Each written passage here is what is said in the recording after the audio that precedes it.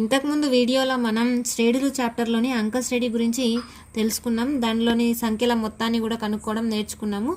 So ఇప్పుడు మనం గుణశ్రేణి గురించి తెలుసుకుందాం. గుణశ్రేణి అంటే ఒక సంఖ్యల జాబితాలో మొదటి పదం తప్ప మిగిలిన అన్ని పదాలు వాని ముందున్న పదానికి ఏదో ఒక స్థిర సంఖ్యచే గుణించడం వల్ల వస్తూ ఉంటే ఆ జాబితాని గుణశ్రేణి అంటాం. ఇంతకుముందు అంక శ్రేణిలో ఏదో ఒక స్థిర సంఖ్యను కలపడం ద్వారా అంటే కూడిక, ఇక్కడ గుణకారం గుణించడం వల్ల వస్తూ ఉంటే ఆ జాబితాను గుణశ్రేణి అంటాము. దీనిని ఇంగ్లీష్లో జియోమెట్రిక్ ప్రోగ్రెషన్ అంటారు. దీనిని జీపీతో సూచిస్తాము, జియోమెట్రిక్ ప్రోగ్రెషన్. గుణశ్రేణికి ఒక ఉదాహరణ చూద్దాం. ఇక్కడ సంఖ్యల జాబితా ఉంది. 2, 4, 8, 16, 32, 64 ఈ విధంగా ఒక శ్రేణి ఉంది. ఇది గుణశ్రేణి అవుతుందా కాదా చెక్ చేసుకుందాం. అంటే మొదటి పదం మినహాయించి మిగిలిన అన్ని పదాలు ఎట్లా రావాలి? దాన్ని ఏదో ఒక సంఖ్యచే గుణించడం ద్వారా రావాలి. 2ని ఏ సంఖ్యచే గుణిస్తే 4 వస్తుంది? 2 × 2 చేస్తే 4 వస్తుంది. ఇప్పుడు 8 రావాలి అంటే ఇప్పుడు మనం ఇక్కడ మొదటి పదానికి 2 గుణించినాం కాబట్టి ఇక్కడ కూడా 2 గుణించాలి. 4 × 2 చేస్తే 8 వస్తుంది. తర్వాత 16, ఇక్కడ కూడా దేంతో గుణించాలి? 2తోనే గుణించాలి. 8 రెంట్ల 16. మళ్ళీ తర్వాత పదం 32 ఉంది. 16 రెంట్ల 32, 32 రెంట్ల 64. ఈ విధంగా ఒక ముందు పదానికి ఒక స్థిర సంఖ్యను గుణించడం ద్వారా వస్తుంది కాబట్టి ఇది గుణశ్రేణి అవుతుంది. దేంతోనైతే గుణిస్తున్నామో ఆ స్థిర సంఖ్యని సామాన్య నిష్పత్తి అంటారు. దీనిని ఇంగ్లీష్లో రేషియో అంటారు కాబట్టి R చేత సూచిస్తాం. ఇక్కడ మనం తీసుకున్న ఉదాహరణలో సామాన్య నిష్పత్తి R = 2. ఈ R ఏ విధంగా వస్తుంది అంటే రెండవ పదాన్ని మొదటి పదం చేత భాగించడం ద్వారా వస్తుంది. ఎందుకంటే మనం దీన్ని దేంతోనైతే గుణిస్తే వస్తుందో తెలుసుకుంటున్నాం కాబట్టి దీన్ని రెండవ పదాన్ని మొదటి పదం చేత భాగించడం ద్వారా వస్తుంది. So R = A2/A1. ఈ R అనేది ప్రతి దగ్గర సమానంగా ఉండాలి. స్థిర సంఖ్య అన్నాం కాబట్టి ఖచ్చితంగా ప్రతి పదానికి R అనేది సేమ్ వస్తుంది. 6.4లోని ఫస్ట్ బిట్లోని థర్డ్ లెక్కను చూద్దాము. ఇక్కడ ఒక సంఘటన ఇచ్చాడు. ఆ సంఘటనకు మనం జాబితాని రాసుకొని అది ఏ శ్రేణి అవుతుందో చెప్పాలి.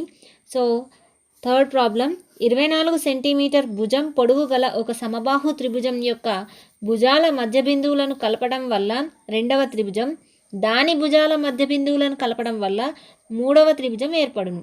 ఈ విధానాన్ని అనంతంగా కొనసాగిస్తే మొదటి, రెండవ, మూడవ త్రిభుజాల చుట్టుకొలతలు.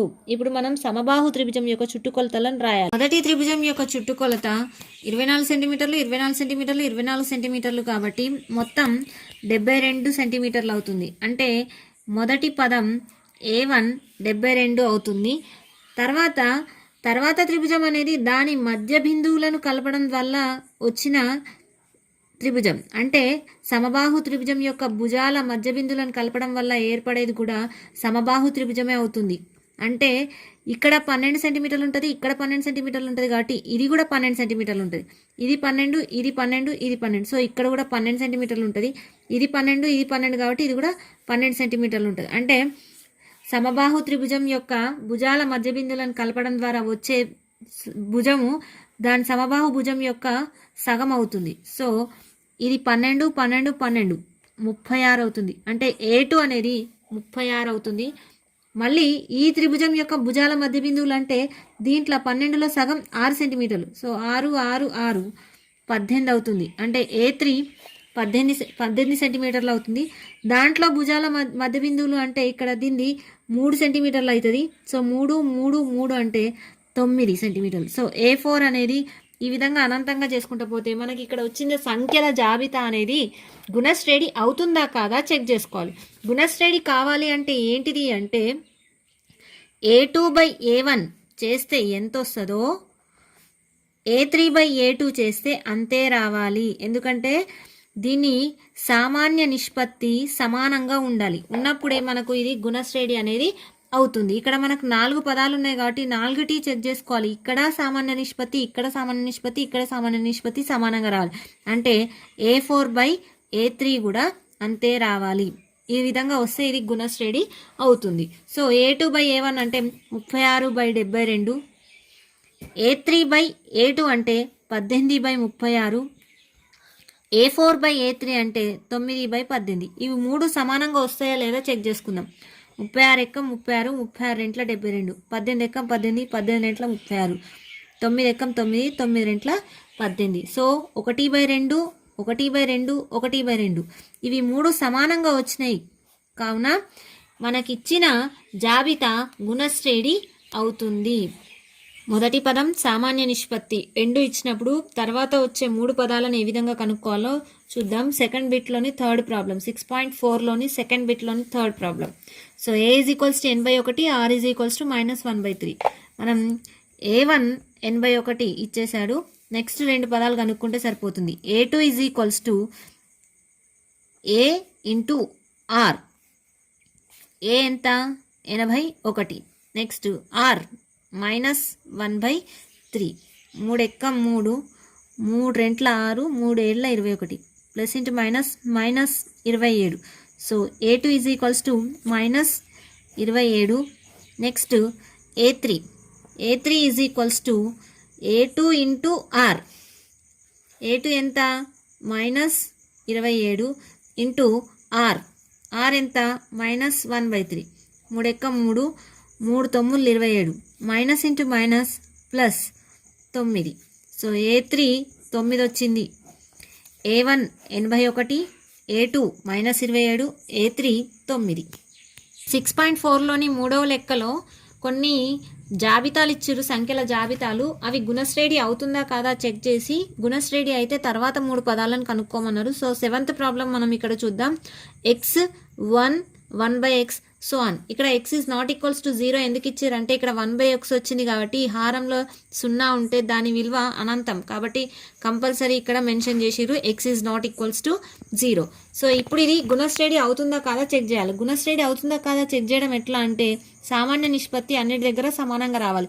అంటే A2/A1 చేస్తే ఎంత వస్తుందో A3/A2 చేస్తే అంతే రావాలి. ఒకవేళ వస్తే అది గుణశ్రేణి అవుతుంది. సో A2 ఇక్కడ ఎంత? 1, A1 x, A3 ఎంత? 1/x, A2 1. సో ఇవి రెండు సమానంగా కదా. 1/x = 1/x/1 అంటే 1 హారంలో ఉన్న ఒకటే లేకున్నా ఒకటే. సో 1/x = 1/x అంటే R = 1/x అనేది స్థిరంగా వచ్చింది కాబట్టి ఇది గుణశ్రేణి అవుతుంది. ఇచ్చిన శ్రేణి గుణశ్రేణి అవుతుంది. ఇప్పుడు మనం తర్వాత 3 పదాలను కనుక్కోవాలి. ఇక్కడ A1 A2 A3 ఇచ్చింది కాబట్టి A4 A5 A6లను మనం కనుక్కోవాలి. A3 ఇక్కడ 1/x ఉంది, R = 1/x ఉంది. So A4 = A3 × R. A3 ఎంత? 1/x into R. R ఎంత? 1/x. 1/x × 1/x 1/x². x × x x². So A4 = 1/x² వచ్చింది. నెక్స్ట్ మనం A5 కనుక్కోవాలి. A5 = A4 × R. ఎందుకంటే దాని ముందు పదాన్ని ఒక స్థిర సంఖ్య చేత గుణించాలి కదా. సో A4 ఎంత వచ్చింది మనకు? 1/x². R = ఎంత? 1/x. So 1/x x² into 1/x. 1 × 1 1, x² × x. x 2 సార్లు ఇక్కడ, ఒక్కసారి ఇక్కడ, మొత్తం ఎన్నిసార్లు? 3 సార్లు. So 1/x³. A5 = 1/x³. Next A6 కనుక్కోవాలి. A6 = A5 × R. A5 ఎంత మనకు? 1/x³ into R = 1/x. So 1 × 1 1, x³ × x, x⁴. So A6 = 1/x⁴.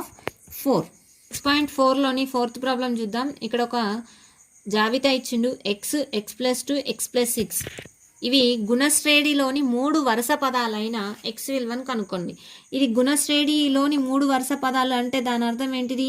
ఇక్కడ x+2ని x చేత భాగిస్తే ఎంత వస్తుందో x+6ని x+2 చేత భాగిస్తే అంతే రావాలి. ఎందుకంటే సామాన్య నిష్పత్తి గుణశ్రేణిలో స్థిరంగా ఉంటుంది. సో ఇవి 3 గుణశ్రేణిలోని వరుస పదాలు A1 A2 A3లు అనుకుందాం. అంటే గుణశ్రేణి కావడానికి నియమం ఏంటిది అంటే A2/A1 చేస్తే ఎంత వస్తుందో A3/A2 చేస్తే అంతే రావాలి. ఇది సమానంగా వస్తే అది గుణశ్రేణి అవుతుంది. సో మనకి ఇచ్చిన 3 పదాలు గుణశ్రేణిలోని వరుస 3 పదాలు కాబట్టి A2/A1 చేస్తే A3/A2 రావాలి. సో A2 అంటే x+2/A1 అంటే x A3 x+6/x+2. ఇక్కడ మనకు ఒక సమీకరణం వచ్చింది. ఈ సమీకరణాన్ని సాధించడం ద్వారా మనం x విలువను కనుక్కోవచ్చు. సో సమీకరణాన్ని సాధించే ముందు ఫస్ట్ అడ్డగుణకారం చేసుకుందాం. x+2 × x+2 x × x+6. x+2 × x+2 అంటే x+2 whole square x × x+6. x+2 whole square అంటే a+b హోల్ స్క్వేర్ సూత్రం. a+b హోల్ స్క్వేర్ సూత్రం మీకు తెలుసు, చిన్న తరగతిలో వచ్చింది. a² + 2ab + b². సో ఇక్కడ a దగ్గర x ఉంది, b దగ్గర 2 ఉంది. x² + 2ab 2 × x + b² 2². ఈ xను x+6 చేత గుణిద్దాం. x × x x² ++ x × 6 6x. x² + 2 రెంట్ల 4x + 2² అంటే 4 x² + 6x. సో x పదాలన్నింటినీ ఒక దగ్గర రాద్దాం. ఇక్కడ 4 ఒకటే స్థిర సంఖ్య కాబట్టి దాన్ని ఇక్కడనే ఉంచుదాం. x² + 6x అదేవిధంగా రాద్దాం. ఇక్కడ +x² ఉంది, ఇటువైపు వస్తే -x² అవుతుంది. +4x ఉంది, ఇటువైపు తీసుకొస్తే -4x అవుతుంది. ఇక్కడ చూడండి +x² -x² క్యాన్సిల్ అవుతుంది. 6x - 4x 2x అవుతుంది. 2x మనకు ఎంత వచ్చింది 4. 2x 4. సో x విలువ కావాలి కాబట్టి 2 ఇక్కడ x చేత గుణకారం చేస్తుంది, అటువైపు తీసుకపోతే భాగాహారం చేస్తుంది. 2 ఎక్కం 2 2 రెంట్ల 4. సో x విలువ మనకు ఎంత వచ్చింది 2. గుణశ్రేణి యొక్క సామాన్య రూపం. అంకశ్రేణి సామాన్య రూపం ఏ విధంగా చూసామో అదేవిధంగా గుణశ్రేణి యొక్క సామాన్య రూపం చూద్దాం. మొదటి పదం a. గుణశ్రేణి అంటే ఏంటిది? మొదటి పదం మినహా మిగిలిన అన్ని పదాలు కూడా దాని ముందున్న పదానికి ఏదో ఒక స్థిర సంఖ్యను గుణించడం ద్వారా వస్తుంది. ఆ స్థిర సంఖ్యని సామాన్య నిష్పత్తి r అని చెప్పుకున్నాం కదా. అంటే ఇప్పుడు మొదటి పదం a అయితే దాని తర్వాత పదం ఏమవుతుంది? aను r చేత గుణించాలి. సో ar అనేది రెండవ పదం అవుతుంది. తర్వాత పదం ఏమవుతుంది? arని మళ్ళీ r చేత గుణించాలి, అంటే ar × r. దీని తర్వాత పదం అంటే నాలుగవ పదం ఏమవుతుంది అంటే ar × rకి మళ్ళీ r చేత గుణించాలి. ఈ విధంగా మనకి గుణశ్రేణి అనేది వస్తుంది. మొదటి పదం a, రెండవ పదం ar, మూడవ పదం ar × r, r × r r² అవుతుంది. నాలుగవ పదం r 3 సార్లు వచ్చింది కాబట్టి ar³ అవుతుంది. దాని తర్వాత ఏమొస్తుంది? ar⁴. ఇది 5వ పదం అవుతుంది. ఈ విధంగా మనము గుణశ్రేణి యొక్క సామాన్య రూపాన్ని ఏ విధంగా తీసుకోవాలంటే ar, ar², ar³, ar⁴ so on. ఈ విధంగా గుణశ్రేణిని మనం తీసుకోవచ్చు. గుణశ్రేణిలో ఎన్నవ పదానికి సూత్రం ఏ విధంగా కనుక్కోవాలో మనం ఇప్పుడు చూద్దాం. ఇక్కడ పైన మీరు సాధారణ రూపం సామాన్య రూపాన్ని గమనిస్తే మీకు అర్థమవుతుంది. మొదటి పదం a, ఇది a1, ఇది a2, ఇక్కడ a3, a4, a5. ఇప్పుడు మనకి a6 కావాలి అంటే మనం ఏం చేస్తాం? ఇక్కడ ar⁴ ఉంది కదా, a6 కావాలి అంటే ar⁴ని మళ్ళీ r చేత గుణిస్తాం, అంటే ar⁵ వస్తుంది. 6వ పదం కావాలి అంటే rని 5 సార్లు గుణిస్తున్నాం. a7 కావాలనుకోండి ar⁵ × r, a6 × r అంటే ar⁴ వస్తుంది. 5 సార్లు ఒక్కసారి అంటే మొత్తం 6 సార్లు వస్తుంది. అంటే 7వ పదం కావాలి అంటే మనకు మొదటి పదానికి rని 6 సార్లు గుణించాలి.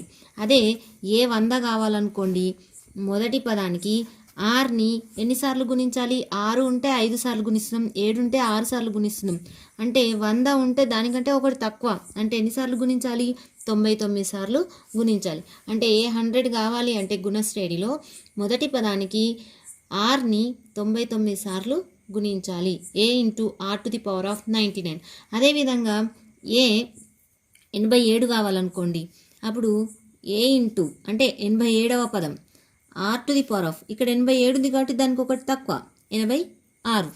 ఈ విధంగా మనం ఏ పదం అంటే ఆ పదం కనుక్కోవచ్చు. సో మనం ఎన్నవ పదాన్ని ఏ విధంగా కనుక్కోవాలో చూద్దాం. A n is equals to A into are to the power of ఎన్ని, ఇక్కడ ఎన్ ఉంది కాబట్టి ఎన్ కంటే ఒకటి తక్కువ సార్లు గుణించాలి. So N minus 1. సో గుణశ్రేణిలో ఎన్నవ పదానికి సూత్రం ఏంటిదంటే A into are to the power of N minus 1.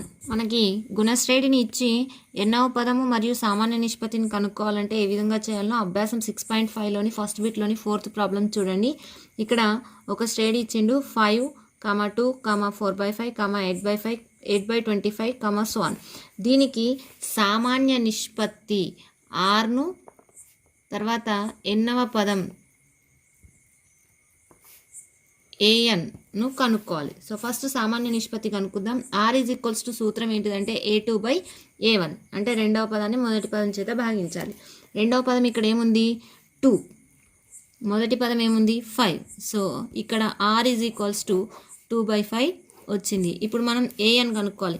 ఏఎన్కి సూత్రం మీకు ఆల్రెడీ తెలుసు. A N is equals to A into are to the power of N కంటే ఒకటి తక్కువ సార్లు n-1. So A N is equals to A into are to the power of n-1.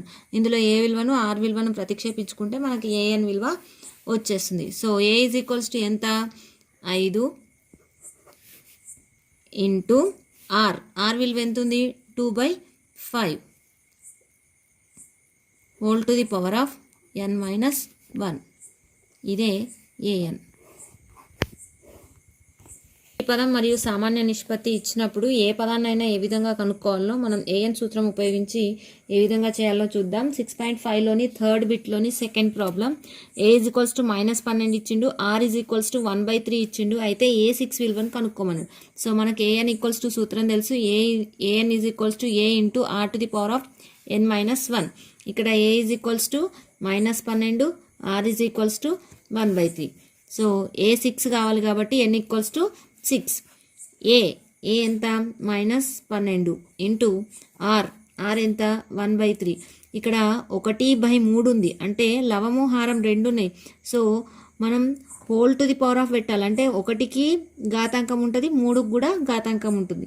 n-1 అంటే 6 - 1, -12 into 1/3 whole to the power of 6కించి 1 పోతే 5 -12 into, అంటే ఇక్కడ 1 ఘాతాంకం 5 ఉన్నట్టే బై 3 ఘాతాంకం 5 కూడా ఉన్నట్టు. సో 1 ఘాతాంకం 5 బై 3 ఘాతాంకం 5 -12 ఇంటూ 1 ఘాతాంకం 5, అంటే 1ని ఎన్నిసార్లు గుణించినా 1 వస్తుంది, బై 3 ఘాతాంకం 5 నేను ఏం రాస్తున్నా అంటే 3 ఇంటూ 3 ఘాతాంకం 4 రాస్తున్నాను. ఎందుకంటే 12 అనేది 3 ఎక్కంలా పోతుంది కాబట్టి 4 సార్లు ఒక్కసారి.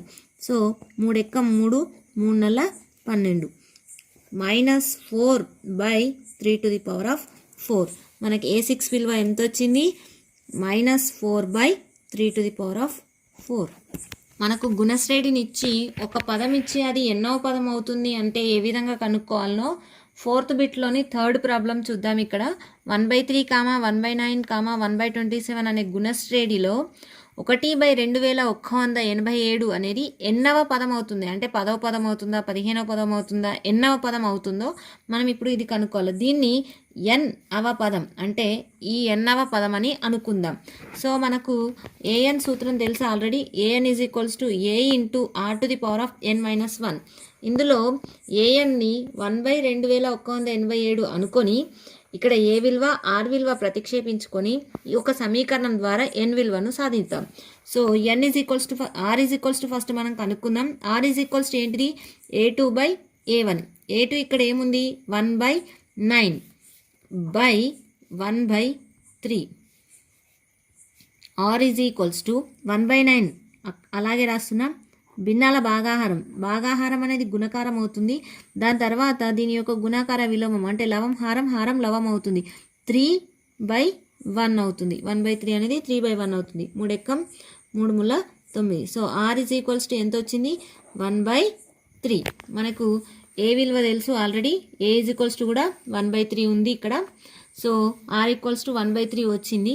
ఈ ఏఎన్లో ఏఎన్ విలువ 1/2187 మరియు ఆర్ విలువ ఏ విలువలను ఇందులో ప్రతిక్షేపించి ఒక సమీకరణాన్ని తీసుకొద్దాం. 1/2187 is equals to a is equals to 1/3 into r 1/3 whole to the power of, లవము హారం 2 ఉన్నాయి కాబట్టి రెండింటికి కూడా ఘాతాంకం ఉంటుంది, n-1. ఇది ఒక సమీకరణం. ఈ సమీకరణంలో మనం ఇప్పుడు n విలువను సాధించాలి. సో ఇక్కడ 1/3 ఉంది, ఇక్కడ కూడా భూమి 1/3 ఉంది. సో 1/3 ఘాతాంకం 1 ఉన్నట్టు ఇక్కడ 1/3 ఘాతాంకం n-1 ఉంది. సో ఇక్కడ భూములు సమానంగా ఉన్నాయి, మధ్యలో గుణకారం ఉంది, అంటే 1/3 ఒక్కసారి ఉంది, 1/3 n-1 సార్లు ఉంది. మనకు సూత్రం తెలుసు కదా, ఏంటిది ఆ సూత్రం? a to the power of m into a to the power of n is equals to a to the power of m plus n. ఇది మనకు 8th క్లాస్లోనే 7th క్లాస్లోనే వచ్చింది. సో 1/2187 ఈజ్ ఈక్వల్స్ టు, ఇక్కడ a is equals to 1/3 m అంటే ఇక్కడ 1 ఉంది, n అంటే n-1 ఉంది. So a to the power of m plus n రాయాలి కాబట్టి 1/3 whole to the power of m అంటే 1 plus n-1. So 1/2187 is equals to మనకేమొచ్చింది అంటే 1/3 whole to the power of +1 - 1 cancel, మిగిలింది n. ఇక్కడ చూడండి మీరు, మనకి ఇక్కడ 1/3 ఉంది, కానీ ఇక్కడ 1/2187 ఉంది, కానీ ఇక్కడ ఘాతాంకం n ఉంది, ఇక్కడ ఘాతాంకం ఏమీ లేదు.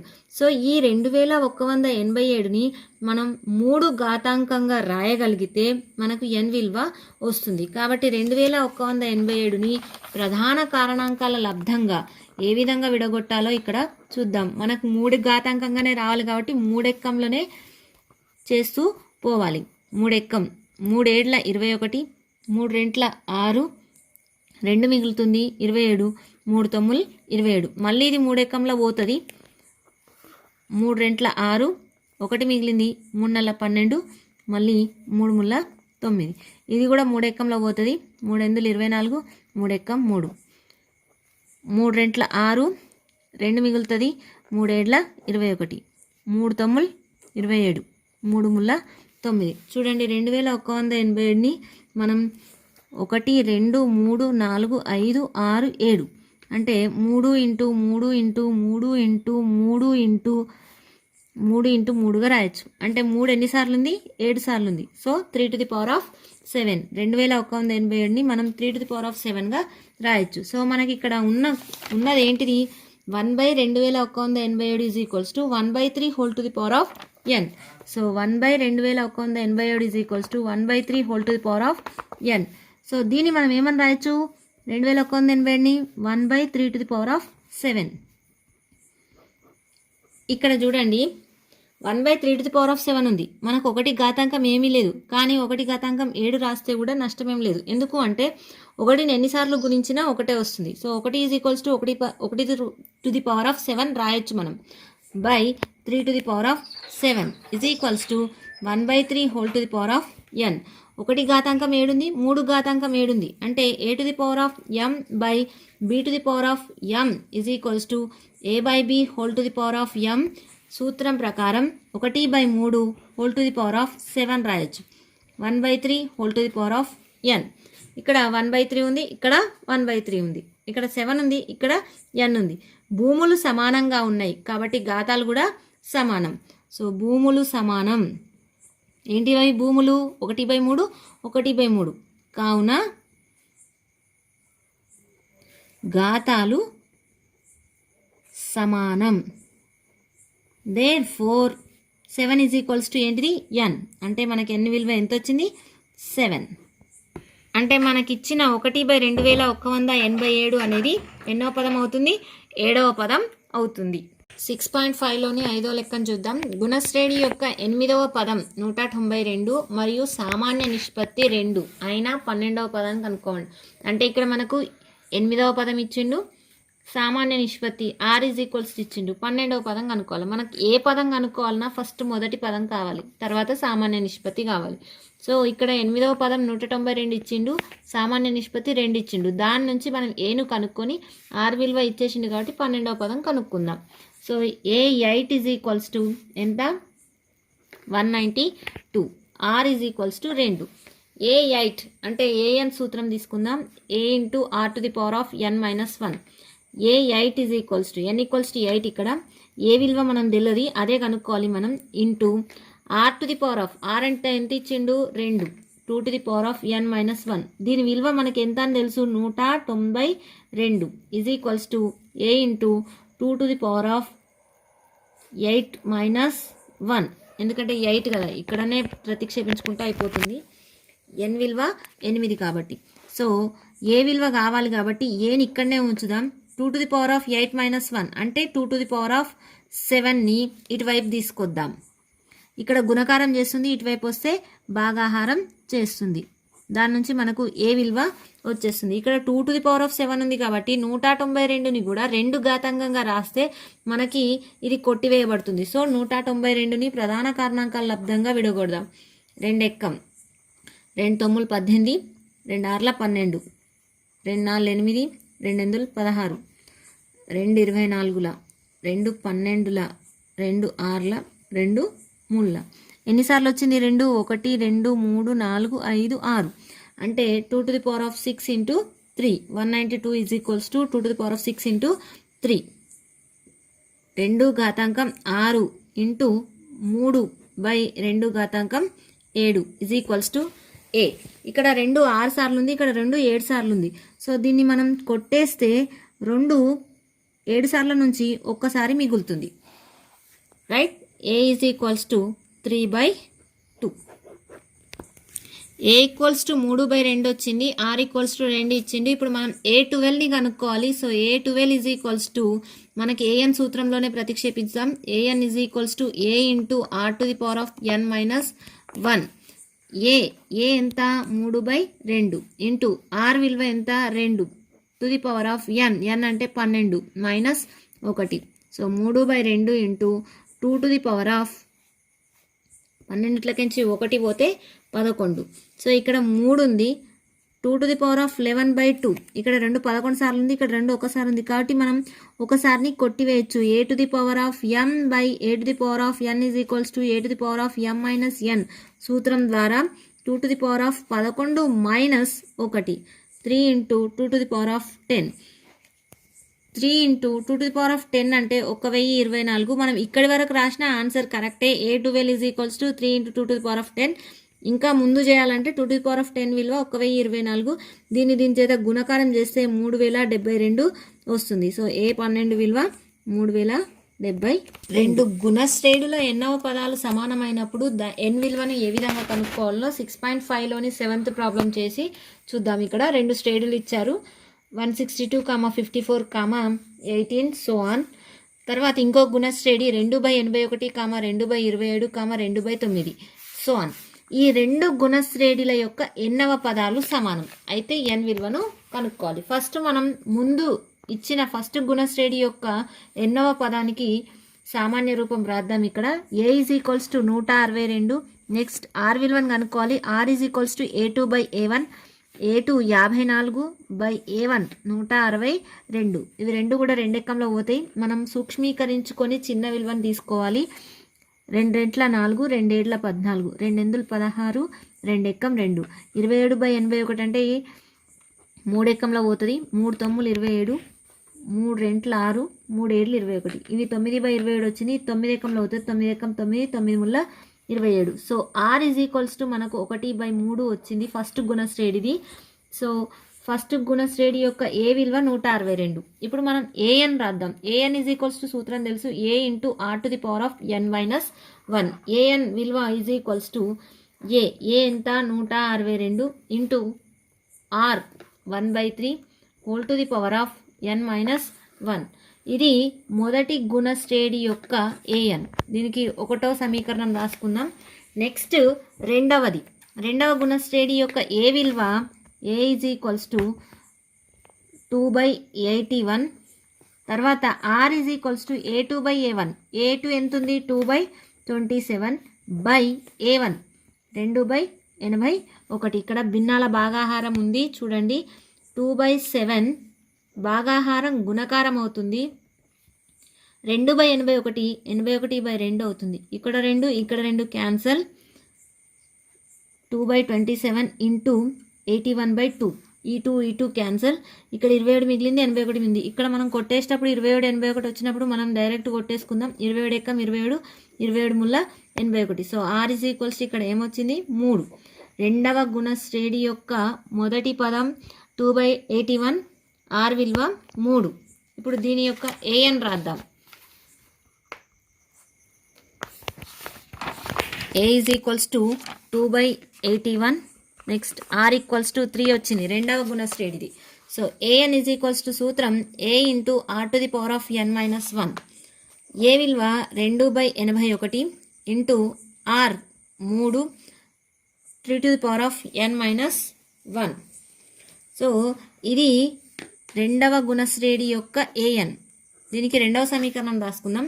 మనకు దత్తాంశం నుండి అంటే లెక్కలు ఏమిచ్చిండు, మొదటి గుణశ్రేణి యొక్క ఎన్నవ పదం, రెండవ గుణశ్రేణి యొక్క ఎన్నవ పదం రెండు సమానం అని ఇచ్చింది కాబట్టి 1 = 2 అవుతుంది. దత్తాంశం ప్రకారం 1 = 2 అవుతుంది. మొదటి సమీకరణం ఏముంది, an = 162 × 1/3 whole to the power of n-1. 162 × 1/3 whole to the power of n-1 is equals to 2/81 × 3 to the power of n-1. ఇక్కడ మనకు ఏవైతే కొట్టివేయబడుతుందో వాటిని కొట్టేసుకోవాలి. సో ఇక్కడ 162 గుణకారంలో ఉంది, అటువైపు తీసుకెళ్దాం. భాగాహారంలోకి అవుతుంది. 1/3 whole to the power of n-1 is equals to 2/81 × 3 to the power of n-1. ఇక్కడ 162 గుణకారం చేస్తున్నాం, ఇటువైపు వస్తే భాగాహారం చేస్తాం. 2 ఎక్కంలో పోతుంది, 2 ఎక్కం 2 2 16 2 ఎక్కం 2. ఇక్కడ 1/3 whole to the power of n-1 ఉంది, అంటే 1 ఘాతాంకం n-1 ఉన్నట్టు by 3 to the power of n-1 ఉన్నట్టు. సూత్రం a to the power of m by b to the power of m is equals to a/b whole to the power of m సూత్రం ప్రకారం is equals to 3 to the power of n-1 by 81 × 81. ఈ దాన్ని ఏ విధంగా సూక్ష్మీకరించాలో ఇప్పుడు చూద్దాం మనం.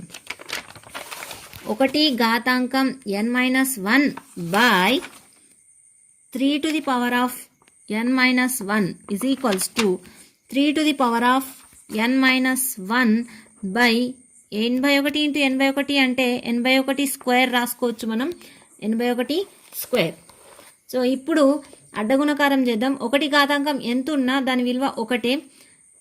1/3 to the power of n-1 is equals to 3 to the power of n-1 by 81 whole square. So ఇక్కడ అడ్డగుణకారం చేద్దాం. 81 × 1 81 square is equals to 3 to the power of n-1 × 3 to the power of n-1. అంటే 3 to the power of n-1 అనేది 2 సార్లు ఉంది. So 3 to the power of n-1 whole square. ఇక్కడ square ఉంది, ఇక్కడ square ఉంది. సో ఇరువైపులా వర్గమూలం చేయగా, వర్గమూలం అంటే స్క్వేర్ రూట్, ఇరువైపులా వర్గమూలం చేయగా అప్పుడు 81 యొక్క వర్గం స్క్వేర్ ఉంది కాబట్టి క్యాన్సల్ అయిపోయి స్క్వేర్ రూటు క్యాన్సల్ అవుతుంది. So 3 to the power of n-1 whole square under root, square root cancel. So 81 is equals to ఏమొచ్చింది మనకు 3 to the power of n-1. ఇక్కడ సేమ్ ఇంతకుముందు లాగానే n విలువ కావాలి కాబట్టి 81ని 3 ఘాతాంకంగా రాయాలి. అంటే 81ని ప్రధాన కారణాంకాల లబ్ధంగా విడగొడదాం. 3 ఎక్కంలో పోతుంది, 3 2 6 3 7 21 3 9 27 3 ముల్ల 9. అంటే 3 ఎన్నిసార్లు వచ్చింది, 1 2 3 4 సార్లు వచ్చింది. So 81 is equals to 3 to the power of 4 అని రాయొచ్చు మనం. So 3 to the power of 4 is equals to 3 to the power of n-1. Same ఇక్కడ కూడా భూములు సమానం అయినాయి కావున ఘాతాంకాలు సమానం. భూములు సమానం కావున ఘాతాలు సమానం. అంటే n-1 ఈజ్ ఈక్వల్స్ టు ఏమొస్తుంది 4. ఎందుకంటే 3 3 సమానం కాబట్టి n-1 ఈజ్ ఈక్వల్స్ టు 4 వస్తుంది. మనకి n విలువ కావాలి కాబట్టి -1ని అటువైపు తీసుకుపోదాం. -1 అటు పోతే +1 అవుతుంది. So n is equals to 4 + 1 that is equals to 5. అంటే n ఈజ్ ఈక్వల్స్ టు ఏమొచ్చింది మనకు 5. అంటే 2 శ్రేణుల యొక్క ఎన్నవ పదాలు అంటే ఏ పదాలు సమానం అన్నట్టు? మొదటి శ్రేణి యొక్క 5వ పదం, రెండవ శ్రేణి యొక్క 5వ పదం రెండూ సమానంగా ఉంది.